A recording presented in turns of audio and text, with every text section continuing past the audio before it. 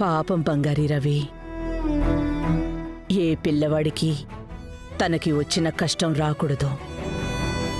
కన్న తండ్రికి తన కళ్ళ ముందే యాక్సిడెంట్ అయితే వాడా బాధ నుంచి ఎలా బయటపడతాడు బంగారి? ఎన్నిసార్లు నిద్రలో లేచి అరిచేవాడో తెలుసా?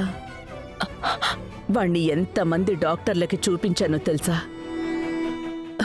రవి మళ్ళీ నార్మల్ అవ్వడానికి నేను చాలా కష్టపడ్డాను. ఇప్పుడు కూడా నేను రవి పడ్డ బాధని అనుభవిస్తూనే ఉన్నాను. తనకి ఇప్పటికీ కొన్ని సమస్యలు ఎదురవుతూనే ఉన్నాయి. భయపడిపోతాడు. దానికి కారణం అది చెయ్యలేనేమో అన్న అనుమానం కాదు, ఆ సమస్యని ఎదుర్కొనే ధైర్యం లేదు. రవి వచ్చినప్పటి నుంచి ఒక్కసారి కూడా వాళ్ళ నాన్నని చూడలేదు. రవి తనని చూడలేడు. అంత ధైర్యం వాడికి లేదు. రవి నాన్న ఇచ్చే ప్రేమ, నమ్మకం, ధైర్యం ఏది పొందకుండానే పెరిగాడు. మేము రవికి ఏది నచ్చితే అదే చెయ్యాలని చూసాం. అందువల్లే రవి అలా ఉన్నాడు. మేము కూడా రవి ఏ తప్పు చేసినా ఓపిగ్గా ఉండడానికి కారణం ఇదే బంగారి. ఎందుకంటే అప్పుడు వాడికైన గాయం పెద్దది. మీరు చెప్పిన తర్వాత నాకు రవి సార్ పరిస్థితి తలుచుకుంటే చాలా కష్టంగా ఉందమ్మా.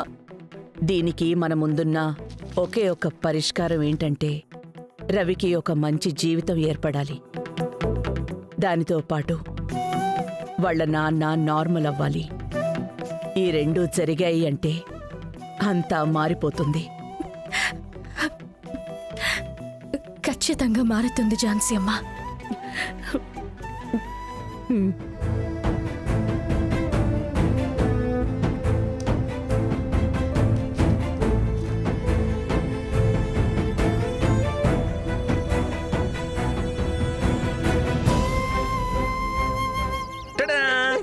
పట్టుకో చూద్దాం. పట్టుకో కమాన్ కమాన్.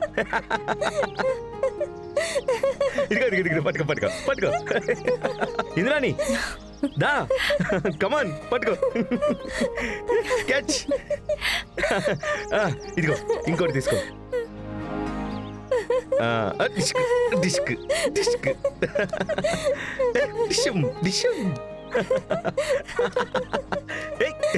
చూసుకో. డిస్కం డిషం. ఏం చూస్తున్నావు?